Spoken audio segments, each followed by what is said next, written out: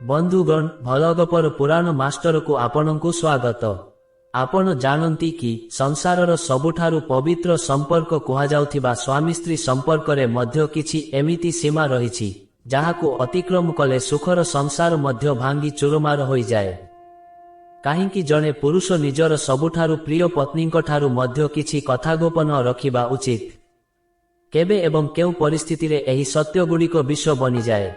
आजी आमे आपणंको पाई नेई आसीछु ब्रह्म पुराणर सेही अति गभीर और प्रमुख प्रसंग जेउठारे एक ज्ञानी पक्षीराज शुक निजर अनुभवरु पांचटी एभली रहस्य विषय रे कहिसंती जहा सुनिले आपणंको जीवन देखिबार दृष्टिकोण बदली जिवो।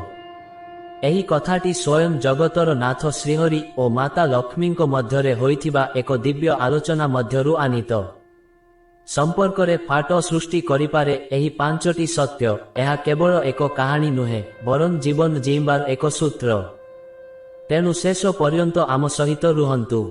आरंभ करिबा पूर्वरु जदि आपण आम चैनल को नुआ करी आसीछंती तेबे भिडियोटी को लाइक करंतु, शेयर करंतु एवं आम चैनल को सब्सक्राइब करंतु। आपणंको गोटिए लाइक मोते एही भली भिडियो प्रस्तुत करिबा पाई प्रेरणा देबो। चालंतु आरंभ करिबा आजिर एही विशेष प्रसंग।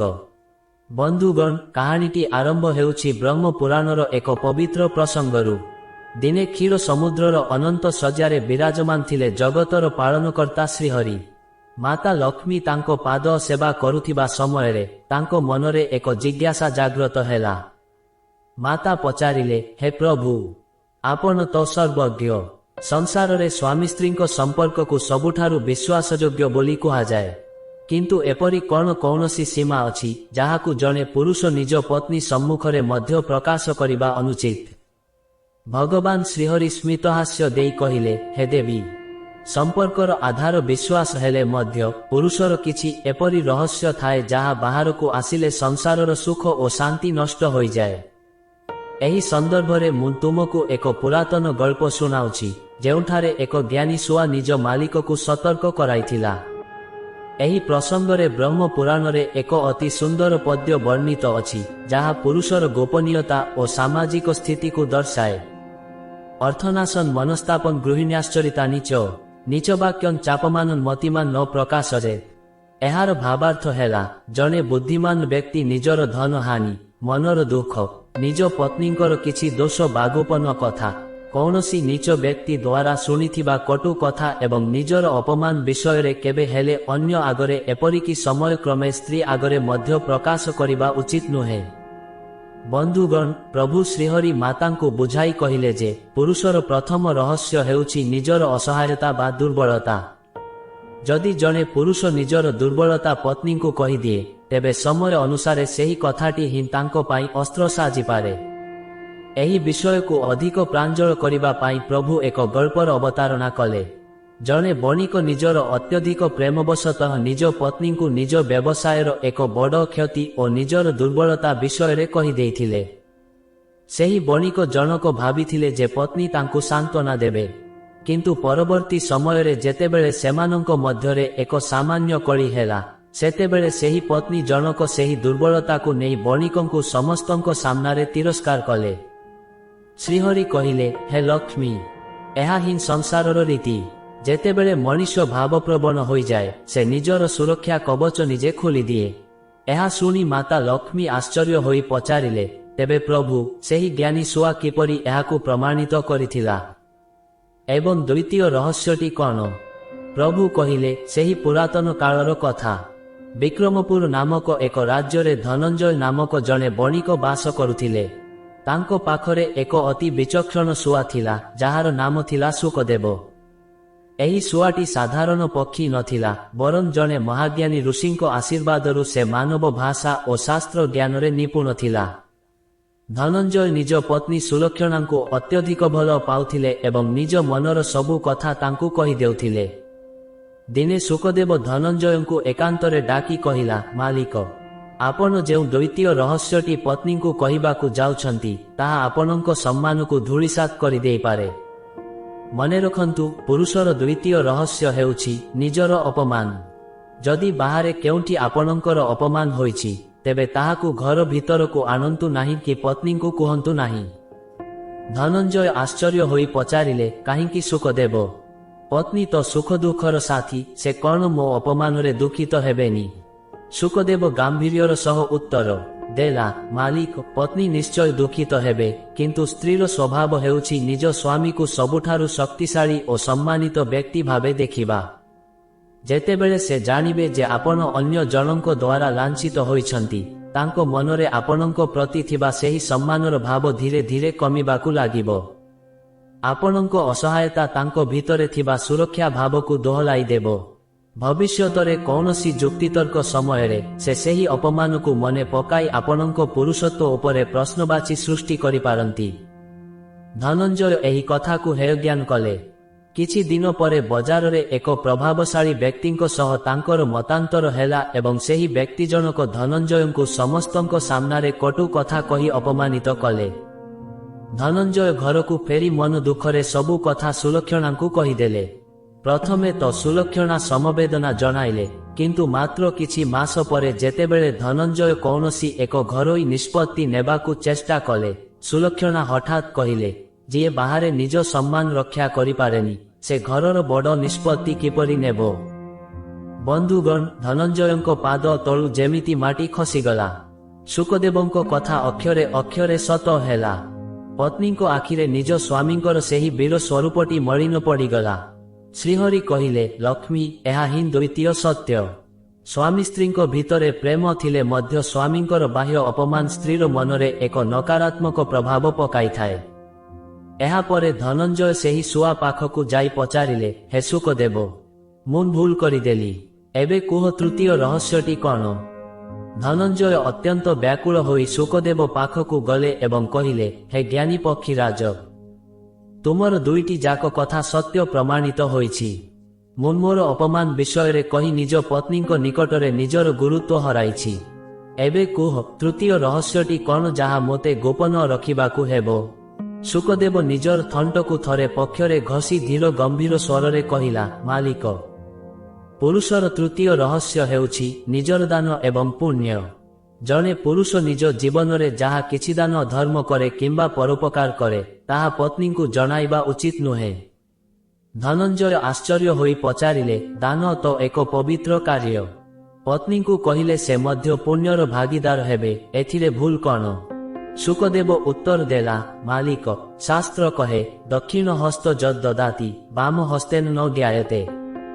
ଅର୍ଥାତ୍ ଡାହାଣ ହାତ ଯଦି ଦାନ କରେ, ବାମ ହାତ ଯେମିତି ଜାଣି ନପାରେ। ଯେତେବେଳେ ଜଣେ ପୁରୁଷ ନିଜ ଦାନ ବିଷୟରେ ପତ୍ନୀଙ୍କୁ କୁହେ, ସେତେବେଳେ ସେହି ଦାନର ଆଧ୍ୟାତ୍ମିକ ଶକ୍ତି କ୍ଷୟ ହୋଇଯାଏ। ଦ୍ୱିତୀୟରେ, ଅଧିକାଂଶ ପତ୍ନୀ ନିଜ ଘରର ସଞ୍ଚିତ ଧନକୁ ନେଇ ଅତ୍ୟନ୍ତ ସଚେତନ ଥାଆନ୍ତି। ଯଦି ସେ ଜାଣନ୍ତି ଯେ ଆପଣ ବାହାରେ କାହାକୁ ବଡ଼ ଧରଣର ସାହାଯ୍ୟ କରିଛନ୍ତି, ତେବେ ତାଙ୍କ ମନରେ ଏକ ଅଭାବବୋଧ ସୃଷ୍ଟି ହୋଇପାରେ। ସେ ଭାବିପାରନ୍ତି ଯେ ଆପଣ ପରିବାରର ସୁଖକୁ କାଟି ଅନ୍ୟକୁ ଦେଉଛନ୍ତି। ଏହା ସଂସାରରେ କଳହର କାରଣ ହୁଏ ଏବଂ ଆପଣଙ୍କ ଦାନର ମହତ୍ତ୍ୱ ନଷ୍ଟ ହୋଇ ଅହଙ୍କାରରେ ପରିଣତ ହୁଏ। ଧନଞ୍ଜୟ ଏହି କଥାକୁ ପରୀକ୍ଷା କରିବାକୁ ଚାହିଁଲେ। ସେ ସେହିଦିନ ଜଣେ ଗରିବ ବ୍ରାହ୍ମଣଙ୍କୁ କିଛି ସୁବର୍ଣ୍ଣ ମୁଦ୍ରାଦାନ କଲେ ଏବଂ ଘରକୁ ଆସି ଗର୍ବର ସହ ପତ୍ନୀ ସୁଲକ୍ଷଣାଙ୍କୁ ସେହି କଥା କହିଲେ। ସୁଲକ୍ଷଣା ଖୁସି ହେବା ପରିବର୍ତ୍ତେ ବିରକ୍ତିରେ କହିଲେ, ଆମ ଘରେ ଏବେ ନୂଆ ଗହଣା ଗଢ଼ା ହେବା ଦରକାର ଥିଲା, ଆଉ ଆପଣ ସବୁ ଧନ ବାହାରେ ବାଣ୍ଟି ଦେଉଛନ୍ତି। ଆଗ ନିଜ ଘର କଥା ବୁଝନ୍ତୁ, ପରେ ପୁଣ୍ୟ କମାଇବେ। ଧନଞ୍ଜୟଙ୍କୁ ଏମିତି ଲାଗିଲା ଯେମିତି ତାଙ୍କର ସମସ୍ତ ପୁଣ୍ୟ ଧୋଇ ହୋଇଗଲା। ତାଙ୍କ ମନରେ ଥିବା ସେହି ଶାନ୍ତି ନଷ୍ଟ ହୋଇଗଲା। ସେ ବୁଝିଲେ ଯେ ଦାନକୁ ଗୋପନ ରଖିବା ହିଁ ଶ୍ରେଷ୍ଠ। ବନ୍ଧୁଗଣ, ସ୍ୱାମୀ ସ୍ତ୍ରୀଙ୍କ ଭିତରେ ଖୋଲାଖୋଲି କଥା ହେବା ଭଲ, କିନ୍ତୁ କିଛି ବିଷୟରେ ପୁରୁଷର ଚୁପ୍ ରହିବା ହିଁ ପରିବାରର ଶାନ୍ତି ପାଇଁ ଆବଶ୍ୟକ। ଏହାପରେ ଶ୍ରୀହରି ମାତା ଲକ୍ଷ୍ମୀଙ୍କୁ କହିଲେ, ଲକ୍ଷ୍ମୀ, ଏବେ ମୁଁ ତୁମକୁ ଚତୁର୍ଥ ରହସ୍ୟ ବିଷୟରେ କହିବି, ଯାହା ଶୁଣିଲେ ତୁମେ ଆହୁରି ଚକିତ ହେବ। ଏବଂ ଏହି ରହସ୍ୟଟି ସବୁଠାରୁ ଶକ୍ତିଶାଳୀ। ଶୁଆଟି ଧନଞ୍ଜୟଙ୍କୁ କଣ କହିଲା ଏବଂ ସେହି ଚତୁର୍ଥ ରହସ୍ୟଟି ପୁରୁଷର ଜୀବନକୁ କିପରି ପ୍ରଭାବିତ କରେ?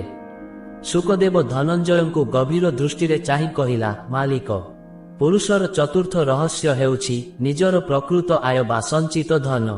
ଜଣେ ପୁରୁଷ ନିଜ ପାଖରେ କେତେ ସୁବର୍ଣ୍ଣ ବା କେତେ ଧନ ଗୁପ୍ତରେ ରଖିଛି, ତାହା ପତ୍ନୀଙ୍କୁ କହିବା ଅନୁଚିତ।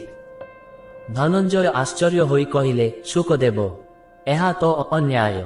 ପରିବାର ଚଳାଇବା ପାଇଁ ଧନର ଆବଶ୍ୟକତା ଅଛି। ପତ୍ନୀ ଯଦି ଜାଣିବେନି ତେବେ ଖର୍ଚ୍ଚ କିପରି ହେବ? ଶୁକଦେବ ହସି କହିଲା, ମାଲିକ, ପରିବାର ଚଳାଇବା ପାଇଁ ଆବଶ୍ୟକ ଧନ ବିଷୟରେ କହିବା ଭିନ୍ନ କଥା, କିନ୍ତୁ ଆପଣଙ୍କର ସମସ୍ତ ସଞ୍ଚୟର ହିସାବ କହିବା ବିପଜ୍ଜନକ। ଏହି ବିଷୟରେ ବ୍ରହ୍ମ ପୁରାଣର ନୀତି ଶାସ୍ତ୍ରରେ ଏକ ଅତି ସୁନ୍ଦର ପଦ୍ୟ ରହିଛି। ଅତ୍ୟୟଂ ସର୍ବନାଶାୟ ବିଶ୍ୱଂ ଭବତି ଭୋଜନମ୍ ଧନଂ ସର୍ବସ୍ୟ ବିଶ୍ୱାସଂ ପ୍ରକାଶଂ ନୈବ କାରଜେତ୍। ଏହାର ଭାବାର୍ଥ ହେଲା, ଅତ୍ୟଧିକ ସତ୍ୟ ପ୍ରକାଶ ମଧ୍ୟ ବେଳେବେଳେ ସର୍ବନାଶର କାରଣ ହୁଏ, ଯେପରି ଅତ୍ୟଧିକ ଭୋଜନ ବିଷ ପାଲଟିଯାଏ। ନିଜର ସମସ୍ତ ଧନର ଗୁପ୍ତସ୍ଥାନ ଓ ପରିମାଣ କେବେ ବି ପ୍ରକାଶ କରିବା ଉଚିତ ନୁହେଁ, କାରଣ ଏହା ମଣିଷର ବୁଦ୍ଧିକୁ ଭ୍ରଷ୍ଟ କରିଦିଏ। ଶୁକଦେବ ଆଗକୁ କହିଲା, ମାଲିକ, ଯେତେବେଳେ ପତ୍ନୀ ଜାଣନ୍ତି ଯେ ସ୍ୱାମୀଙ୍କ ପାଖରେ ବିପୁଳ ଧନ ସଞ୍ଚିତ ଅଛି, ସେତେବେଳେ ତାଙ୍କର ଆବଶ୍ୟକତା ଧୀରେ ଧୀରେ ବିଳାସିତାରେ ପରିଣତ ହୁଏ। ସେ ଆପଣଙ୍କୁ ଅନାବଶ୍ୟକ ଖର୍ଚ୍ଚ ପାଇଁ ବାଧ୍ୟ କରିପାରନ୍ତି। ଅନ୍ୟପକ୍ଷରେ ଯଦି କେବେ ଆପଣଙ୍କର ଖରାପ ସମୟ ଆସେ, ସେହି ଗୁପ୍ତ ଧନ ହିଁ ପରିବାରକୁ ବଞ୍ଚାଇଥାଏ। ଯଦି ପତ୍ନୀ ସବୁ ଜାଣିଥାନ୍ତି, ତେବେ ସୁଖ ସମୟରେ ହିଁ ସେହି ଧନ ଶେଷ ହୋଇଯିବାର ଭୟ ଥାଏ। ସ୍ତ୍ରୀର ସ୍ୱଭାବ ଧନ ପ୍ରତି ଅତ୍ୟଧିକ ଆକର୍ଷିତ ହୋଇଥିବାରୁ ସେହି ଧନ ହିଁ ସ୍ୱାମୀ ସ୍ତ୍ରୀଙ୍କ ପ୍ରେମ ମଝିରେ ପ୍ରତିବନ୍ଧକ ସାଜିପାରେ। ଧନଞ୍ଜୟ ଅନୁଭବ କଲେ ଯେ ସତରେ କିଛି ଦିନ ପୂର୍ବରୁ ସେ ଯେତେବେଳେ ଏକ ବଡ଼ ବ୍ୟବସାୟିକ ଲାଭ ବିଷୟରେ ସୁଲକ୍ଷଣାଙ୍କୁ କହିଥିଲେ, ସେବେଠାରୁ ସେ କେବଳ ମୂଲ୍ୟବାନ ଶାଢ଼ୀ ଓ ଅଳଙ୍କାର ପାଇଁ ଅଳି କରୁଛନ୍ତି। ଘରର ଶାନ୍ତି ଏବେ ବିଳାସିତା ଭିତରେ ହଜିଯାଉଛି। ଶୁକଦେବଙ୍କର ଏହି ଜ୍ଞାନ ଧନଞ୍ଜୟଙ୍କୁ ଚକିତ କରିଦେଲା। ଶୁକଦେବ ନିଜର ଗମ୍ଭୀର ଆଖିରେ ଧନଞ୍ଜୟଙ୍କୁ ଚାହିଁ କହିଲା, ମାଲିକ, ପୁରୁଷର ପଞ୍ଚମ ଏବଂ ସବୁଠାରୁ ଗୁରୁତ୍ୱପୂର୍ଣ୍ଣ ରହସ୍ୟ ହେଉଛି ନିଜ ଅତୀତର ଭୁଲ ବା ପାପ। ଯଦି ଆପଣ ନିଜ ଯୌବନରେ କିମ୍ବା ଅଜାଣତରେ କୌଣସି ଭୁଲ କରିଛନ୍ତି, ଯାହା ସମାଜରେ ଆପଣଙ୍କୁ ନିନ୍ଦିତ କରିପାରେ, ତେବେ ସେହି କଥା କେବେ ବି ପତ୍ନୀଙ୍କୁ କୁହନ୍ତୁ ନାହିଁ। ଧନଞ୍ଜୟ ଚକିତ ହୋଇ ପଚାରିଲେ, କିନ୍ତୁ ଶୁକଦେବ, ସତ୍ୟ କହିଲେ ତ ମନ ହାଲୁକା ହୁଏ। ପତ୍ନୀଙ୍କୁ ସବୁ ସତ କହିଦେଲେ ସମ୍ପର୍କରେ କ'ଣ ପବିତ୍ରତା ଆସେନି? ଶୁକଦେବ ଏକ ଦୀର୍ଘଶ୍ୱାସ ଛାଡ଼ି କହିଲା, ନା ମାଲିକ, ଏହା ଏକ ବଡ଼ ଭ୍ରମ। ସ୍ତ୍ରୀର ହୃଦୟ ଅତ୍ୟନ୍ତ କୋମଳ ଓ ସମ୍ବେଦନଶୀଳ। ସେ ନିଜ ସ୍ୱାମୀଙ୍କୁ ଦେବତା ଭଳି ପୂଜା କରେ। ଯଦି ସେ ଜାଣିବାକୁ ପାଏ ଯେ ତାଙ୍କର ଦେବତା ପୂର୍ବରୁ କୌଣସି ପାପ ବା ଅନୈତିକ କାର୍ଯ୍ୟରେ ଜଡ଼ିତ ଥିଲେ, ତେବେ ତାଙ୍କ ମନର ସେହି ବିଶ୍ୱାସର ମନ୍ଦିର ଚୁରମାର ହୋଇଯାଏ। ପତ୍ନୀ ଜଣକ ହୁଏତ ଆପଣଙ୍କୁ କ୍ଷମା କରିଦେବେ, କିନ୍ତୁ ସେହି କଳା ଦାଗ ତାଙ୍କ ମନରୁ କେବେ ଲିଭିବ ନାହିଁ। ଯେତେବେଳେ ବି ଆପଣଙ୍କ ଉପରେ କିଛି ସନ୍ଦେହ ଆସିବ, ସେ ସେହି ପୁରୁଣା ଭୁଲକୁ ଆଧାର କରି ଆପଣଙ୍କୁ ବିଚାର କରିବେ। ଆପଣଙ୍କର ବର୍ତ୍ତମାନର ସବୁ ଭଲ ଗୁଣ ସେହି ଗୋଟିଏ ଅତୀତର ଭୁଲ ଆଗରେ ଫିକା ପଡ଼ିଯିବ। ଧନଞ୍ଜୟ ନିଜ ଅତୀତକୁ ମନେ ପକାଇଲେ। ସେ ଯୁବକ ଅବସ୍ଥାରେ ଏକ ବଡ଼ ଭୁଲ କରିଥିଲେ, ଯାହା ପାଇଁ ସେ ଅନୁତପ୍ତ ଥିଲେ। ସେ ଭାବୁଥିଲେ ସେହି କଥା ସୁଲକ୍ଷଣାଙ୍କୁ କହିଦେବେ, କିନ୍ତୁ ଶୁକଦେବ ବୁଝାଇଲା ଯେ, ମାଲିକ, ପାପର ପ୍ରାୟଶ୍ଚିତ ଭଗବାନଙ୍କ ଆଗରେ କରାଯାଏ, ମଣିଷ ଆଗରେ ନୁହେଁ। ଯଦି ଆପଣ କହିଦେବେ, ତେବେ ସାରା ଜୀବନ ଆପଣଙ୍କୁ ପତ୍ନୀଙ୍କ ଆଖିରେ ଦୋଷୀ ହୋଇ ବଞ୍ଚିବାକୁ ପଡ଼ିବ। ଆପଣଙ୍କ ସମ୍ପର୍କରେ ସେହି ପୂର୍ବର ସୁଗନ୍ଧ ଆଉ ରହିବ ନାହିଁ। ବନ୍ଧୁଗଣ, ଏହିପରି ଭାବେ ଶୁକଦେବ ସେହି 5ଟି ରହସ୍ୟ ଧନଞ୍ଜୟଙ୍କୁ ବୁଝାଇଲେ। ଶୁଆଟିର ଏହି କଥା ଶୁଣି ଧନଞ୍ଜୟ ନିଜ ଜୀବନର ଦିଗ ପରିବର୍ତ୍ତନ କଲେ। ସେ ବୁଝିଲେ ଯେ ସବୁ ସତ କୁହାଯାଏ ନାହିଁ, ବିଶେଷ କରି ଯାହା ସମ୍ପର୍କକୁ ନଷ୍ଟ କରିଦିଏ। ଏହି ଗଳ୍ପରୁ ଆମେ ଶିଖିଲେ ଯେ ପୁରୁଷର ଧୈର୍ଯ୍ୟ ଓ ଗୋପନୀୟତା ହିଁ ତାର ଗୃହସ୍ଥ ଜୀବନର ସୁରକ୍ଷା କବଚ। ଶ୍ରୀହରି ଏତିକି କହି ଚୁପ୍ ରହିଲେ। ମାତା ଲକ୍ଷ୍ମୀ କହିଲେ, ପ୍ରଭୁ, ଏହି ଗଳ୍ପଟି ଅତି ଶିକ୍ଷଣୀୟ, କିନ୍ତୁ ମୋ ମନରେ ଏକ ପ୍ରଶ୍ନ ଆସୁଛି, ଯଦି ପୁରୁଷ ଏହି ସବୁ କଥା ଗୋପନ ରଖିବ, ତେବେ ପତ୍ନୀଙ୍କ ମନରେ କ'ଣ କେବେ ଅବିଶ୍ୱାସ ଆସିବ ନାହିଁ? ଏହାର ପରିଣତି କ'ଣ ହୋଇପାରେ? ପ୍ରଭୁ ଶ୍ରୀହରି ସ୍ମିତହାସ୍ୟ ଦେଇ କହିଲେ, ଦେବୀ, ଏହି ପ୍ରଶ୍ନର ଉତ୍ତର ଆଉ ଏକ ପୌରାଣିକ ଗଳ୍ପରେ ଲୁଚି ରହିଛି। ବନ୍ଧୁଗଣ, ପ୍ରଭୁ ଶ୍ରୀହରିଙ୍କ ମୁଖରୁ ଶୁକଦେବ ଓ ଧନଞ୍ଜୟଙ୍କ କଥା ଶୁଣି ମାତା ଲକ୍ଷ୍ମୀ ଅଭିଭୂତ ହୋଇପଡ଼ିଲେ। କିନ୍ତୁ ମାତାଙ୍କ ମନରେ ଏକ ନୂତନ ଜିଜ୍ଞାସା ଜନ୍ମ ନେଲା, ହେ ପ୍ରଭୁ, ଯଦି ପୁରୁଷ ନିଜ ସ୍ତ୍ରୀକୁ ସବୁ ସତ ନ କହେ, ତେବେ କ'ଣ ସେମାନଙ୍କ ମଧ୍ୟରେ ଥିବା ପବିତ୍ରତା ନଷ୍ଟ ହୁଏନି? କ'ଣ ଗୋପନୀୟତା ହିଁ ସମ୍ପର୍କର ରକ୍ଷା କବଚ? ପ୍ରଭୁ କହିଲେ, ହେ ଦେବୀ, ପୁରାତନ କାଳରେ କାଞ୍ଚିପୁର ନାମକ ଏକ ନଗରରେ ସତ୍ୟବ୍ରତ ନାମକ ଜଣେ ଅତ୍ୟନ୍ତ ଧାର୍ମିକ ଓ ନିଷ୍ଠାବାନ ବ୍ୟକ୍ତି ବାସ କରୁଥିଲେ। ସେ ନାମକୁ ମାତ୍ର ସତ୍ୟବ୍ରତ ନଥିଲେ, ବରଂ ନିଜ ଜୀବନରେ କେବେ ବି ମିଛ କହୁନଥିଲେ। ତାଙ୍କ ପତ୍ନୀ ସୁନନ୍ଦା ମଧ୍ୟ ଏକ ପତିବ୍ରତା ନାରୀ ଥିଲେ। ସେମାନଙ୍କ ମଧ୍ୟରେ ଅଗାଧ ପ୍ରେମ ଥିଲା। ସତ୍ୟବ୍ରତ ଭାବୁଥିଲେ ଯେ ସ୍ତ୍ରୀଙ୍କୁ ସବୁ କଥା କହିଦେବା ହିଁ ଧର୍ମ। ଦିନେ ସତ୍ୟବ୍ରତ ଜଙ୍ଗଲକୁ ଯାଇଥିବା ସମୟରେ ସେଠାରେ ଜଣେ ଅପରିଚିତ ବ୍ୟକ୍ତିଙ୍କୁ ବିପଦରୁ ରକ୍ଷା କରିବା ପାଇଁ ନିଜ ଜୀବନକୁ ବାଜି ଲଗାଇ ଏକ ଗୁପ୍ତ କାର୍ଯ୍ୟ କଲେ। ସେହି ବ୍ୟକ୍ତି ଜଣକ ଥିଲେ ରାଜଦ୍ରୋହୀ, କିନ୍ତୁ ସେ ସମୟରେ ସତ୍ୟବ୍ରତ ତାଙ୍କର କ୍ଷତ ବିକ୍ଷତ ଅବସ୍ଥା ଦେଖି ଦୟାବଶତଃ ତାଙ୍କୁ ସାହାଯ୍ୟ କରିଥିଲେ। ସତ୍ୟବ୍ରତ ଏହି କଥାଟିକୁ ଗୁପ୍ତ ରଖିବା ପାଇଁ ସେହି ବ୍ୟକ୍ତିଙ୍କୁ କଥା ଦେଇଥିଲେ। କିନ୍ତୁ ଘରକୁ ଫେରିବା ପରେ ସୁନନ୍ଦାଙ୍କ ପ୍ରତି ଥିବା ତାଙ୍କର ଅହେତୁକ ବିଶ୍ୱାସ ଓ ପତ୍ନୀଙ୍କୁ ସବୁ କହିବା ଉଚିତ ଏହି ମନୋଭାବ ଯୋଗୁଁ ସେ ସେହି ରହସ୍ୟଟିକୁ ପ୍ରକାଶ କରିଦେଲେ। ସେ ସୁନନ୍ଦାଙ୍କୁ କହିଲେ, ହେ ପ୍ରିୟେ, ଆଜି ମୁଁ ଜଣେ ବ୍ୟକ୍ତିଙ୍କ ଜୀବନ ବଞ୍ଚାଇଛି ଯାହାଙ୍କୁ ରାଜା ଖୋଜୁଛନ୍ତି। ଏହା ଆମ ଭିତରେ ରହସ୍ୟ ରହୁ। ସୁନନ୍ଦା ପ୍ରଥମେ ପ୍ରତିଶ୍ରୁତି ଦେଲେ, କିନ୍ତୁ ତାଙ୍କ ମନରେ ସେହି କଥାଟି ଏକ ଭାର ପରି ଲାଗିଲା। ସେ ଭାବିଲେ, ମୋ ସ୍ୱାମୀ କେତେ ମହାନ। କିନ୍ତୁ କିଛି ଦିନ ପରେ ଯେତେବେଳେ ରାଜ୍ୟର ସୈନ୍ୟମାନେ ଗାଁକୁ ଆସି ସେହି ଅପରାଧୀ ବିଷୟରେ ପଚାରିଲେ ଏବଂ ଲୋକଙ୍କୁ ଭୟଭୀତ କଲେ, ସେତେବେଳେ ସୁନନ୍ଦାଙ୍କ ମନରେ ଦ୍ୱନ୍ଦ୍ୱ ସୃଷ୍ଟି ହେଲା। ସୁନନ୍ଦା ନିଜ ସ୍ୱାମୀଙ୍କୁ ସୁରକ୍ଷିତ ରଖିବା ପାଇଁ ଭାବିଲେ ଯେ ଯଦି ସେ ରାଜାଙ୍କୁ ସବୁ କହିଦେବେ, ତେବେ ହୁଏତ ସ୍ୱାମୀଙ୍କର କୌଣସି କ୍ଷତି ହେବନି। ସେ ନିଜର ଜଣେ ସାଙ୍ଗ ସହିତ ଏହି କଥାଟି ବାଣ୍ଟିଲେ ଏବଂ କହିଲେ, ଏହା କାହାକୁ କହିବୁନି, ମୋ ସ୍ୱାମୀ ସେହି ବ୍ୟକ୍ତିକୁ ଲୁଚାଇଛନ୍ତି। ବନ୍ଧୁଗଣ, ସ୍ତ୍ରୀର ସ୍ୱଭାବ ହେଉଛି କୌଣସି ରହସ୍ୟକୁ ବେଶୀ ସମୟ ପର୍ଯ୍ୟନ୍ତ ନିଜ ଭିତରେ ଚାପି ରଖି ନ ପାରିବା। ସେହି ସାଙ୍ଗ ଜଣକ ଅନ୍ୟ ଜଣକୁ କହିଲେ ଏବଂ ଖୁବ୍ ଶୀଘ୍ର ଏହି ଖବର ରାଜପ୍ରସାଦରେ ପହଞ୍ଚିଗଲା। ରାଜାଙ୍କ ସୈନ୍ୟମାନେ ସତ୍ୟବ୍ରତଙ୍କୁ ବନ୍ଦୀ କଲେ। ସତ୍ୟବ୍ରତ ଚକିତ ହୋଇଗଲେ, ଏହି ଗୁପ୍ତ କଥା ବାହାରକୁ ଆସିଲା କିପରି। ସେ ଅନୁଭବ କଲେ ଯେ ସେ ଯେଉଁ ସତ୍ୟକୁ ନିଜ ସ୍ତ୍ରୀଙ୍କ ଆଗରେ ପ୍ରକାଶ କରିଥିଲେ, ତାହା ହିଁ ଆଜି ତାଙ୍କ ପାଇଁ କାଳ ସାଜିଛି। ସମ୍ପର୍କର ସେହି ରହସ୍ୟ କିପରି ସତ୍ୟବ୍ରତଙ୍କ ଜୀବନକୁ ବିପଦକୁ ଠେଲିଦେଲା, ତାହା ଆମକୁ ଏକ ବଡ଼ ଶିକ୍ଷା ଦିଏ। ବନ୍ଧୁଗଣ, ସତ୍ୟବ୍ରତଙ୍କ ଜୀବନ ଏବେ ଏକ ବଡ଼ ସଙ୍କଟରେ। ଯେଉଁ ପତ୍ନୀଙ୍କୁ ସେ ନିଜର ସବୁଠାରୁ ବିଶ୍ୱସ୍ତ ସମ୍ପର୍କ ବୋଲି ଭାବୁଥିଲେ, ସେହି ପତ୍ନୀଙ୍କ ଅଜାଣତରେ ହେଉ କିମ୍ବା ସ୍ୱାଭାବିକ ଗପସପରେ ହେଉ, ସେହି ଗୁପ୍ତ କଥାଟି ଆଜି ରାଜଦଣ୍ଡର କାରଣ ସାଜିଲା। ସତ୍ୟବ୍ରତ କାରାଗାରର ଅନ୍ଧକାର କୋଠରୀରେ ବସି ନିଜ ଭୁଲ ଅନୁଭବ କରୁଥିଲେ। କାରାଗାରର ସେହି ଶୀତଳ ପରିବେଶରେ ସତ୍ୟବ୍ରତ ଚିନ୍ତା କରୁଥିଲେ, ମୁଁ ତ କୌଣସି ପାପ କରିନଥିଲି, କେବଳ ଜଣେ ଆହତ ବ୍ୟକ୍ତିଙ୍କୁ ସାହାଯ୍ୟ କରିଥିଲି। କିନ୍ତୁ ମୋର ସବୁଠାରୁ ବଡ଼ ଭୁଲ ଥିଲା ସେହି ବିପଜ୍ଜନକ ରହସ୍ୟକୁ ସୁନନ୍ଦାଙ୍କୁ କହିଦେବା। ସେହି ସମୟରେ ତାଙ୍କ ମନକୁ ଏକ ପ୍ରାଚୀନ ପଦ୍ୟ ଆସିଲା, ଯାହା ସେ ଜଣେ ଜ୍ଞାନୀ ଋଷିଙ୍କଠାରୁ ଶୁଣିଥିଲେ। ସ୍ତ୍ରୀଣାଂ ଗୁହ୍ୟଂ ନ ବକ୍ତବ୍ୟଂ ଯଦି ସ୍ୟାତ୍ ପ୍ରାଣ ସଙ୍କଟମ୍ ଅପକଘଟତ୍ୱଂ କ୍ଷିପ୍ରଂ ନିଃସ୍ରବତେ ହି ତତ୍। ଏହାର ଭାବାର୍ଥ ହେଲା, ଯଦି ପ୍ରାଣ ସଙ୍କଟର ସମୟ ଥାଏ, ତେବେ ଅତି ଗୁପ୍ତ କଥା ସ୍ତ୍ରୀମାନଙ୍କୁ କହିବା ଉଚିତ ନୁହେଁ। ଯେପରି ଏକ କଞ୍ଚା ମାଟି ମାଠିଆରେ ପାଣି ରଖିଲେ ତାହା ଖୁବ୍ ଶୀଘ୍ର ବାହାରକୁ ବୋହିଯାଏ, ସେହିପରି ସ୍ତ୍ରୀଙ୍କ ମନରେ ରହସ୍ୟ ଅଧିକ ସମୟ ରହିପାରେ ନାହିଁ। ବନ୍ଧୁଗଣ, ସତ୍ୟବ୍ରତ ଅନୁଭବ କଲେ ଯେ ସ୍ତ୍ରୀ ଜାତିକୁ ଅପମାନିତ କରିବା ଶାସ୍ତ୍ରର ଉଦ୍ଦେଶ୍ୟ ନୁହେଁ, ବରଂ ସେମାନଙ୍କର କୋମଳ ଓ ଭାବପ୍ରବଣ ହୃଦୟକୁ ବୁଝାଇବା ହିଁ ମୁଖ୍ୟ ଲକ୍ଷ୍ୟ। ସୁନନ୍ଦା ଜାଣିଶୁଣି ନିଜ ସ୍ୱାମୀଙ୍କୁ ବିପଦରେ ପକାଇବାକୁ ଚାହୁଁନଥିଲେ। ସେ କେବଳ ନିଜର ଉତ୍ସାହ ଓ ଭୟରେ ସେହି କଥାଟି ବାହାରେ କହିଦେଇଥିଲେ। ପରିଣାମ ସ୍ୱରୂପ ସତ୍ୟବ୍ରତଙ୍କୁ ମୃତ୍ୟୁଦଣ୍ଡର ଭୟ ଘେରି ରହିଲା। ରାଜସଭାରେ ବିଚାର ଆରମ୍ଭ ହେଲା। ରାଜା କ୍ରୋଧିତ ହୋଇ ପଚାରିଲେ, ସତ୍ୟବ୍ରତ, ତୁମେ ଜଣେ ରାଜଦ୍ରୋହୀକୁ ଆଶ୍ରୟ ଦେଇଛ, ଏହା ତୁମେ ସ୍ୱୀକାର କରୁଛ କି? ସତ୍ୟବ୍ରତ ସତ୍ୟବାଦୀ ଥିଲେ, ସେ ମିଛ କହିପାରିଲେ ନାହିଁ। କିନ୍ତୁ ସେହି ମୁହୂର୍ତ୍ତରେ ସେ ଜାଣିବାକୁ ପାଇଲେ ଯେ ଯେଉଁ ବ୍ୟକ୍ତିଙ୍କୁ ସେ ରକ୍ଷା କରିଥିଲେ, ସେ ପ୍ରକୃତରେ ରାଜଦ୍ରୋହୀ ନଥିଲେ, ବରଂ ରାଜାଙ୍କର ଜଣେ ଗୁପ୍ତଚର ଥିଲେ ଯିଏ ଏକ ବଡ଼ ଷଡ଼ଯନ୍ତ୍ରର ପର୍ଦ୍ଦାଫାଶ କରିବାକୁ ଯାଇ ଆହତ ହୋଇଥିଲେ।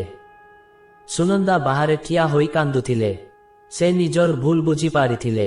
ଯେଉଁ ରହସ୍ୟକୁ ସେ ସାଧାରଣ ବୋଲି ଭାବିଥିଲେ, ତାହା ତାଙ୍କ ସ୍ୱାମୀଙ୍କ ଜୀବନ ନେଇପାରେ ବୋଲି ସେ କେବେ କଳ୍ପନା କରିନଥିଲେ। ବନ୍ଧୁଗଣ, ଶ୍ରୀହରି ମାତା ଲକ୍ଷ୍ମୀଙ୍କୁ କହିଲେ, ଲକ୍ଷ୍ମୀ, ଦେଖିଲ ତ, ସତ୍ୟବ୍ରତ ସତ୍ୟ କହିଥିଲେ ମଧ୍ୟ ସମୟ ଓ ପରିସ୍ଥିତିକୁ ନ ଦେଖି ରହସ୍ୟ ପ୍ରକାଶ କରିବା କିପରି ବିପଦ ଆଣିଲା। ବନ୍ଧୁଗଣ, ସତ୍ୟବ୍ରତଙ୍କ ଜୀବନର ଏହି କଠିନ ପରୀକ୍ଷା ଆମକୁ ଏକ ବଡ଼ ଶିକ୍ଷା ଦିଏ। ସୁନନ୍ଦାଙ୍କ ଗୋଟିଏ ଭୁଲ ପଦକ୍ଷେପ ଯୋଗୁଁ ଆଜି ଜଣେ ନିଷ୍ଠାପ ବ୍ୟକ୍ତି ରାଜସଭାରେ ଅପରାଧୀ ଭାବେ ଛିଡ଼ା ହୋଇଛନ୍ତି। ରାଜସଭାରେ ନିସ୍ତବ୍ଧତା ଛାଇ ଯାଇଥିଲା। ରାଜା କ୍ରୋଧଭରା ସ୍ୱରରେ ପଚାରିଲେ, ସତ୍ୟବ୍ରତ, ତୁମେ ଜଣେ ଅଜ୍ଞାତ ବ୍ୟକ୍ତିଙ୍କୁ ଆଶ୍ରୟ ଦେଲ, ଯାହାଙ୍କୁ ଆମର ସୈନ୍ୟମାନେ ଶତ୍ରୁ ବୋଲି ଭାବୁଥିଲେ। କିନ୍ତୁ ତୁମ ସ୍ତ୍ରୀଙ୍କ ମୁଖରୁ ଏହି କଥା ଶୁଣିବା ପରେ ଆମେ ତୁମକୁ ଗିରଫ କଲୁ। କ'ଣ କହିବାକୁ ଚାହଁ ତୁମେ? ସତ୍ୟବ୍ରତ ଅତି ଶାନ୍ତ ଭାବରେ କହିଲେ, ମହାରାଜ, ମୁଁ କେବଳ ମାନବିକତା ଧର୍ମ ପାଳନ କରିଛି। ସେହି ବ୍ୟକ୍ତି ଜଣକ ମୁମୂର୍ଷୁ ଅବସ୍ଥାରେ ଥିଲେ। ମୁଁ ଜାଣିନଥିଲି ସେ କିଏ, କିନ୍ତୁ ତାଙ୍କର ସେବା କରିବା ମୋର କର୍ତ୍ତବ୍ୟ ଥିଲା। ଠିକ୍ ସେହି ସମୟରେ ରାଜାଙ୍କର ସେହି ବିଶ୍ୱସ୍ତ ଗୁରୁ ଗୁପ୍ତଚର ସଭା ମଧ୍ୟକୁ ପ୍ରବେଶ କଲେ, ଯାହାଙ୍କୁ ସତ୍ୟବ୍ରତ ରକ୍ଷା କରିଥିଲେ। ସେ ସବୁ ସତ୍ୟ ପ୍ରକାଶ କଲେ ଏବଂ କହିଲେ ଯେ ସତ୍ୟବ୍ରତଙ୍କ ଯୋଗୁଁ ହିଁ ସେ ଆଜି ଜୀବିତ ଏବଂ ରାଜ୍ୟର ଶତ୍ରୁମାନଙ୍କର ଗୁପ୍ତ ଯୋଜନା ବିଷୟରେ ଖବର ଆଣିପାରିଛନ୍ତି। ରାଜା ସନ୍ତୁଷ୍ଟ ହୋଇ ସତ୍ୟବ୍ରତଙ୍କୁ କାରାମୁକ୍ତ କଲେ ଏବଂ ତାଙ୍କୁ ପୁରସ୍କାର ପ୍ରଦାନ କଲେ। କିନ୍ତୁ ଘରକୁ ଫେରିବା ବାଟରେ ସତ୍ୟବ୍ରତଙ୍କ ମନ ଭାରି ଥିଲା। ସେ ସୁନନ୍ଦାଙ୍କୁ ଚାହିଁ କହିଲେ, ପ୍ରିଜେ, ଆଜି ମୋର ସତ୍ୟ ବଞ୍ଚିଗଲା, କିନ୍ତୁ ତୁମ ଉପରେ ମୋର ଯେଉଁ ଅନ୍ଧବିଶ୍ୱାସ ଥିଲା, ତାହା ଭାଙ୍ଗିଗଲା। ମୁଁ ଭାବିଥିଲି ଯେ ତୁମକୁ ସବୁ କହିବା ହିଁ ଉଚିତ, କିନ୍ତୁ ମୁଁ ଭୁଲ ଥିଲି। ରହସ୍ୟକୁ ରକ୍ଷା କରିବାର ଶକ୍ତି ସମସ୍ତଙ୍କ ପାଖରେ ନଥାଏ। ସୁନନ୍ଦା କାନ୍ଦି କାନ୍ଦି କ୍ଷମା ମାଗିଲେ। ସେ ବୁଝିଲେ ଯେ ସ୍ୱାମୀଙ୍କର କିଛି କଥାକୁ ଗୋପନ ରଖିବା ହିଁ ପତ୍ନୀର ସବୁଠାରୁ ବଡ଼ ସେବା। ବନ୍ଧୁଗଣ, ଶ୍ରୀହରି ମାତା ଲକ୍ଷ୍ମୀଙ୍କୁ ବୁଝାଇଲେ ଯେ ଦେବୀ ପୁରୁଷର ଏହି 5ଟି ରହସ୍ୟ ପ୍ରକୃତରେ ସମ୍ପର୍କର ସୁରକ୍ଷା ପାଇଁ। ଯେତେବେଳେ ଜଣେ ପୁରୁଷ ନିଜର ପ୍ରକୃତ ଶକ୍ତି କିମ୍ବା ଗୁପ୍ତ ଶତ୍ରୁ ବିଷୟରେ ପତ୍ନୀଙ୍କୁ କହିଦିଏ, ସେତେବେଳେ ପତ୍ନୀଙ୍କ ମନରେ ସର୍ବଦା ଭୟ ରହିଥାଏ। ସେହି ଭୟରେ ସେ କିଛି ଏପରି ଭୁଲ କରିଦିଅନ୍ତି ଯାହା ପୁରୁଷ ପାଇଁ କ୍ଷତିକାରକ ହୁଏ। ପ୍ରଭୁ କହିଲେ, ଜଣେ ଜ୍ଞାନୀ ପୁରୁଷ ସେଇ ଯିଏ ପତ୍ନୀଙ୍କୁ ସୁଖ ଓ ସମ୍ପର୍କର ସବୁ ମଧୁରତା ଦିଏ, କିନ୍ତୁ ନିଜର ସେହି 5ଟି ଗଭୀର ରହସ୍ୟକୁ ନିଜ ଭିତରେ ସୁରକ୍ଷିତ ରଖେ। ଏହା ଶୁଣି ମାତା ଲକ୍ଷ୍ମୀଙ୍କ ସମସ୍ତ ସନ୍ଦେହ ଦୂର ହେଲା। ବନ୍ଧୁଗଣ, ସତ୍ୟବ୍ରତ ଏବଂ ଧନଞ୍ଜୟଙ୍କ ଜୀବନର ଏହି 2ଟି ଶିକ୍ଷଣୀୟ ଘଟଣା ଆମକୁ ଏକ ବଡ଼ ସତ୍ୟ ସାମ୍ନାରେ ଛିଡ଼ା କରିଦେଇଛି। ପୁରୁଷର ଗାମ୍ଭୀର୍ଯ୍ୟ ଏବଂ ସ୍ତ୍ରୀର ସରଳତା ମଧ୍ୟରେ ଥିବା ସେହି ସୂକ୍ଷ୍ମ ରେଖାକୁ ଚିହ୍ନିବା ହିଁ ପ୍ରକୃତ ଜ୍ଞାନ।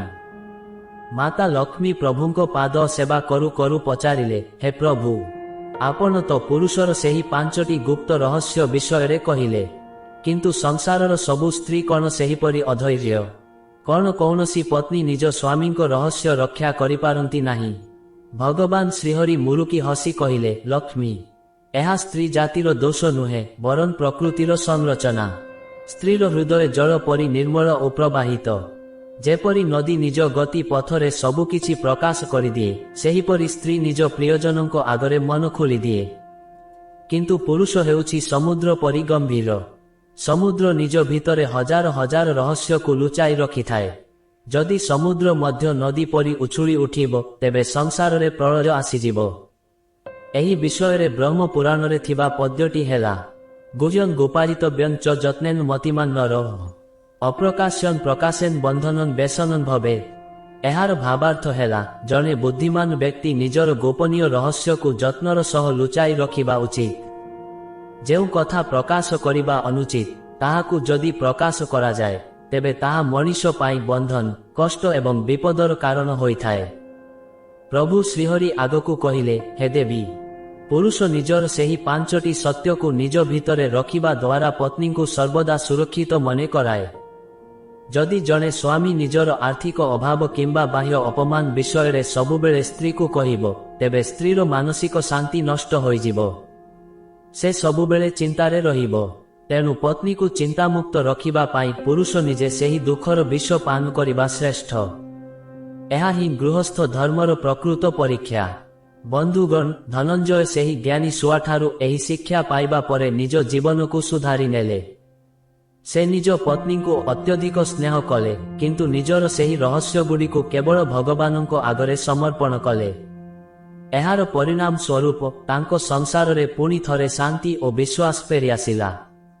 ମାତା ଲକ୍ଷ୍ମୀ ଏବେ ସମ୍ପୂର୍ଣ୍ଣ ବୁଝିପାରିଲେ ଯେ ସ୍ୱାମୀ ସ୍ତ୍ରୀଙ୍କ ସମ୍ପର୍କରେ ସବୁଠାରୁ ବଡ଼ ସତ୍ୟ ହେଉଛି ସମ୍ମାନଜନକ ଦୂରତା ଓ ସନ୍ତୁଳିତ ବିଶ୍ୱାସ। ବନ୍ଧୁଗଣ, ଧନଞ୍ଜୟ ଏବେ ସୁକଦେବଙ୍କ ପ୍ରଦତ୍ତ ସେହି 5ଟି ମହାମନ୍ତ୍ରକୁ ପାଥେୟ କରି ନିଜ ସଂସାରକୁ ଏକ ନୂଆ ରୂପ ଦେଇଥିଲେ। ସେ ବୁଝିସାରିଥିଲେ ଯେ ସ୍ତ୍ରୀକୁ ସବୁ ସତ କହିବା ଅପେକ୍ଷା ତାଙ୍କୁ ମାନସିକ ଶାନ୍ତି ଦେବା ହିଁ ବଡ଼ ଧର୍ମ। ଧନଞ୍ଜୟଙ୍କ ବ୍ୟବସାୟରେ ଦିନେ ଏକ ବଡ଼ ସଙ୍କଟ ଆସିଲା। ଜଣେ ପ୍ରତିଦ୍ୱନ୍ଦ୍ୱୀ ବଣିକ ତାଙ୍କୁ ନୀଚ ଦେଖାଇବା ପାଇଁ ଏକ ମିଥ୍ୟା ଅଭିଯୋଗ ଆଣିଲେ। ଧନଞ୍ଜୟଙ୍କ ମନରେ ପ୍ରବଳ ଦୁଃଖ ଓ ଅପମାନର ବୋଝ ଥିଲା। ପୂର୍ବ ଭଳି ସେ ଯଦି ହୋଇଥାନ୍ତେ ତେବେ ତୁରନ୍ତ ଘରକୁ ଯାଇ ପତ୍ନୀ ସୁଲକ୍ଷଣାଙ୍କ ଆଗରେ ସବୁ କାନ୍ଦି ପକାଇଥାନ୍ତେ। କିନ୍ତୁ ଏଥର ସେ ସୁକଦେବଙ୍କ କଥା ମନେ ପକାଇଲେ। ସେ ନିଜ ଭିତରେ ସେହି ଅପମାନ ଓ ଦୁର୍ବଳତାକୁ ଚାପି ରଖିଲେ। ଘରକୁ ଫେରିବା ପରେ ସୁଲକ୍ଷଣା ତାଙ୍କୁ ଖୁସି ଦେଖିଲେ। ଧନଞ୍ଜୟ ଶାନ୍ତ ଭାବରେ ତାଙ୍କ ସହ କଥା ହେଲେ। ପରିଣାମ ସ୍ୱରୂପ ସୁଲକ୍ଷଣାଙ୍କ ମନରେ କୌଣସି ଭୟ ବା ଆଶଙ୍କା ରହିଲା ନାହିଁ। ସେ ନିଜ ସ୍ୱାମୀଙ୍କୁ ଅଧିକ ସମ୍ମାନ ଓ ବିଶ୍ୱାସର ସହ ସେବା କଲେ। ଧନଞ୍ଜୟ ନିଜର ସେହି ଗୁପ୍ତ ଧନର ବ୍ୟବହାର କରି ସେହି ସଙ୍କଟରୁ ମୁକୁଳି ଗଲେ, ଯାହା ବିଷୟରେ ସୁଲକ୍ଷଣା ଜାଣିନଥିଲେ। ଯଦି ସେ ଜାଣିଥାନ୍ତେ ହୁଏତ ସେହି ଧନ ପୂର୍ବରୁ ବିଳାସିତାରେ ଶେଷ ହୋଇଯାଇଥାନ୍ତା। ଧନଞ୍ଜୟ ଅନୁଭବ କଲେ ଯେ ଏହି 5ଟି ରହସ୍ୟ କେବଳ ତାଙ୍କୁ ରକ୍ଷା କଲା ନାହିଁ, ବରଂ ତାଙ୍କ ପତ୍ନୀଙ୍କୁ ଅନାବଶ୍ୟକ ଚିନ୍ତାରୁ ମଧ୍ୟ ବଞ୍ଚାଇଦେଲା। ଦିନେ ସୁକଦେବ ନିଜର ଶେଷ ସମୟ ନିକଟ ଦେଖି ଧନଞ୍ଜୟଙ୍କୁ କହିଲା, ମାଲିକ, ମୋର କର୍ତ୍ତବ୍ୟ ଶେଷ ହୋଇଛି। ଆପଣ ଏବେ ଜଣେ ସ୍ଥିତପ୍ରଜ୍ଞ ପୁରୁଷ। ମନେ ରଖିବେ, ସମ୍ପର୍କର ଗଭୀରତା ଶବ୍ଦରେ ନୁହେଁ, ବରଂ ଜଣେ ଅନ୍ୟ ଜଣକୁ ଦେଉଥିବା ନିରାପତ୍ତାରେ ଥାଏ। ପୁରୁଷର ମୌନ ରହିବା ହିଁ ସ୍ତ୍ରୀର ସୌଭାଗ୍ୟକୁ ଦୀର୍ଘାୟୁ କରେ। ଏହା କହି ସୁକଦେବ ନିଜ ପ୍ରାଣ ତ୍ୟାଗ କଲା। ଧନଞ୍ଜୟ ଅଶ୍ରୁପୂର୍ଣ୍ଣ ନୟନରେ ସେହି ଜ୍ଞାନୀ ପକ୍ଷୀରାଜଙ୍କୁ ବିଦାୟ ଦେଲେ। କ୍ଷୀର ସମୁଦ୍ରରେ ମାତା ଲକ୍ଷ୍ମୀ ଏହି ଗଳ୍ପ ଶୁଣି ପ୍ରଭୁ ଶ୍ରୀହରିଙ୍କୁ ପ୍ରଣାମ କଲେ। ସେ କହିଲେ, ପ୍ରଭୁ, ଆଜି ମୁଁ ବୁଝିଲି ଯେ ପୁରୁଷର ଗୁପ୍ତ ରହସ୍ୟ ପଛରେ ସ୍ତ୍ରୀ ପ୍ରତି ତାର କେତେ ବଡ଼ ତ୍ୟାଗ ଓ ଭଲପାଇବା ଲୁଚି ରହିଥାଏ।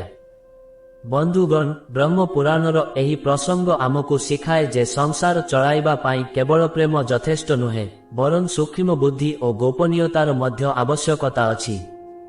ଯେଉଁ ପୁରୁଷ ନିଜର ସୀମା ଜାଣିଥାଏ ତାର ସଂସାର କେବେ ବି ଭାଙ୍ଗେ ନାହିଁ। ବନ୍ଧୁଗଣ, ଧନଞ୍ଜୟ ଏବଂ ସୁକଦେବଙ୍କର ଏହି କାହାଣୀ ଶୁଣିବା ପରେ ଆପଣଙ୍କ ମନରେ ହୁଏତ ଅନେକ ପ୍ରଶ୍ନ ଆସୁଥିବ। ବ୍ରହ୍ମ ପୁରାଣର ଏହି ପ୍ରସଙ୍ଗ ଆମକୁ ଏକ ବଡ଼ ଜୀବନ ଦର୍ଶନ ଶିଖାଏ। ସାଧାରଣତଃ ଆମେ ଭାବୁ ଯେ ସ୍ୱାମୀ ସ୍ତ୍ରୀଙ୍କ ସମ୍ପର୍କରେ କୌଣସି କଥା ଲୁଚାଇବା ଉଚିତ ନୁହେଁ। କିନ୍ତୁ ଶାସ୍ତ୍ର କହେ, ସତ୍ୟ ଯେତିକି ଶକ୍ତିଶାଳୀ ତାର ଅସମୟ ପ୍ରକାଶ ସେତିକି ବିପଜ୍ଜନକ। ପୁରୁଷ ନିଜର ସମସ୍ତ ଗୁପ୍ତ ଧନ ବିଷୟରେ ନ କହିବାର ଅର୍ଥ ପତ୍ନୀଙ୍କୁ ଠକିବା ନୁହେଁ, ବରଂ ଏହା ହେଉଛି ପରିବାରର ସୁରକ୍ଷା ପାଇଁ ଏକ ଏମର୍ଜେନ୍ସି ଫଣ୍ଡ। ସୁଖ ସମୟରେ ମଣିଷ ଭାବପ୍ରବଣ ହୋଇ ସବୁ ଖର୍ଚ୍ଚ କରିଦିଏ, କିନ୍ତୁ ବିପଦ ସମୟରେ ସେହି ଗୁପ୍ତ ଧନ ହିଁ ସ୍ତ୍ରୀ ଓ ପିଲାଙ୍କ ମୁହଁରେ ହସ ଫେରାଇ ଆଣେ। ବାହାର ଦୁନିଆରେ ପୁରୁଷ ଅନେକ ସଂଘର୍ଷ କରେ। ଯଦି ସେ ନିଜର ପ୍ରତିଟି ଲାଞ୍ଛନା ଘରେ କହିବ, ତେବେ ତାର ପତ୍ନୀଙ୍କ ମନରେ ସେହି ସ୍ୱାମୀ ପ୍ରତି ଥିବା ହିରୋ ଭାବନା ଧୀରେ ଧୀରେ କମିଯାଏ। ସ୍ତ୍ରୀର ସମ୍ମାନ ହିଁ ସ୍ୱାମୀର ଶକ୍ତି। ଯେଉଁଦିନ ସ୍ତ୍ରୀର ଆଖିରେ ସ୍ୱାମୀ ଦୁର୍ବଳ ହୋଇଯାଏ, ସେଦିନ ସମ୍ପର୍କର ସେହି ଗାମ୍ଭୀର୍ଯ୍ୟ ନଷ୍ଟ ହୋଇଯାଏ। ସମସ୍ତଙ୍କର କିଛି ନା କିଛି ଦୋଷ ଥାଏ, କିନ୍ତୁ ଭାବପ୍ରବଣ ହୋଇ ନିଜର ଅସଲ ଦୁର୍ବଳତା ପତ୍ନୀଙ୍କୁ କହିଦେଲେ ପରବର୍ତ୍ତୀ ସମୟରେ କୌଣସି ତିକ୍ତତା ବେଳେ ସେହି ଦୁର୍ବଳତାକୁ ଅସ୍ତ୍ର ଭାବେ ବ୍ୟବହାର କରାଯାଏ। ଏହା ସମ୍ପର୍କରେ ଏକ ସ୍ଥାୟୀ ଫାଟ ସୃଷ୍ଟି କରେ। ଦାନକୁ ଗୋପନ ରଖିଲେ ହିଁ ତାହା ପୁଣ୍ୟ ହୁଏ। ପତ୍ନୀଙ୍କୁ କହିଦେଲେ ତାହା ପ୍ରଶଂସା ପାଇବାର ଏକ ମାଧ୍ୟମ ପାଲଟିଯାଏ ଏବଂ ଦାନର ଆଧ୍ୟାତ୍ମିକ ଗୁଣ ଶେଷ ହୋଇଯାଏ। ଆମେ ସମସ୍ତେ ମଣିଷ ଏବଂ ଅତୀତରେ କିଛି ନା କିଛି ଭୁଲ କରିଥାଉ। ଯଦି ସେହି ଭୁଲର ବର୍ତ୍ତମାନ ସହିତ କୌଣସି ସମ୍ପର୍କ ନାହିଁ, ତେବେ ତାହାକୁ କହିବା କେବଳ ପତ୍ନୀଙ୍କ ମନରେ ଅବିଶ୍ୱାସ ଓ ସନ୍ଦେହର ମଞ୍ଜି ବୁଣିବା ସହ ସମାନ। ତେଣୁ ବନ୍ଧୁଗଣ, ସମ୍ପର୍କରେ ଫାଟ ସୃଷ୍ଟି ହୁଏନି ଯେତେବେଳେ ଆମେ କିଛି କଥା ଗୋପନ ରଖୁ, ବରଂ ଫାଟ ସେତେବେଳେ ସୃଷ୍ଟି ହୁଏ ଯେତେବେଳେ ଆମେ ଏମିତି କିଛି ସତ କହିଦେଉ ଯାହା ସାମ୍ନା ବ୍ୟକ୍ତି ସହ୍ୟ କରିପାରନ୍ତି ନାହିଁ। ବ୍ରହ୍ମ ପୁରାଣର ଏହି ଶିକ୍ଷା ଆଜିର ଯୁଗରେ ମଧ୍ୟ ସେତିକି ପ୍ରାସଙ୍ଗିକ। ପୁରୁଷର ମୌନ ରହିବା ଅନେକ ସମୟରେ ପରିବାର ପାଇଁ ଏକ ସୁରକ୍ଷା କବଚ ସାଜିଥାଏ। ବନ୍ଧୁଗଣ, ପୁରାଣ ମାଷ୍ଟରର ଆଜିର ଏହି ବିଶେଷ ଅଧ୍ୟାୟଟି ଆପଣଙ୍କୁ କେମିତି ଲାଗିଲା? ଆମେ ଆଶା କରୁଛୁ ଯେ ସମ୍ପର୍କରେ ସନ୍ତୁଳନ ରକ୍ଷା କରିବା ପାଇଁ ଶାସ୍ତ୍ରର ଏହି ଶିକ୍ଷା ଆପଣଙ୍କୁ ନିଶ୍ଚୟ ସାହାଯ୍ୟ କରିବ। ମନେ ରଖନ୍ତୁ, ସବୁ ସତ୍ୟ କହିବା ଅପେକ୍ଷା ସମ୍ପର୍କର ସମ୍ମାନ ଓ ଶାନ୍ତି ରକ୍ଷା କରିବା ହିଁ ବଡ଼ ଧର୍ମ। ଯଦି ଏହି ଭିଡିଓଟି ଆପଣଙ୍କୁ ଭଲ ଲାଗିଛି ତେବେ ଏହାକୁ ଲାଇକ୍ କରନ୍ତୁ, ନିଜର ବନ୍ଧୁ ଓ ପରିବାର ସହ ସେୟାର କରନ୍ତୁ ଏବଂ ପରବର୍ତ୍ତୀ ଏହିଭଳି ଅଧ୍ୟାୟ ପାଇଁ ଆମ ଚ୍ୟାନେଲକୁ ସବସ୍କ୍ରାଇବ୍ କରନ୍ତୁ। କମେଣ୍ଟ ବକ୍ସରେ ଜୟ ଶ୍ରୀହରି କିମ୍ବା ଜୟ ଜଗନ୍ନାଥ ଲେଖିବାକୁ ଜମାରୁ ଭୁଲନ୍ତୁ ନାହିଁ। ଆପଣଙ୍କର ଦିନଟି ଶୁଭ ହେଉ। ମହାପ୍ରଭୁ ଆପଣଙ୍କ ପରିବାରକୁ ସର୍ବଦା ସୁଖ ଓ ଶାନ୍ତିରେ ରଖନ୍ତୁ। ପରବର୍ତ୍ତୀ ଏକ ଏମିତି ଶିକ୍ଷଣୀୟ ଓ ରୋମାଞ୍ଚକର ପୌରାଣିକ ପ୍ରସଙ୍ଗ ନେଇ ଆମେ ଖୁବ୍ ଶୀଘ୍ର ଫେରିବୁ। ସେ ପର୍ଯ୍ୟନ୍ତ ବିଦାୟ ଦିଅନ୍ତୁ। ନମସ୍କାର। ଜୟ ଶ୍ରୀହରି।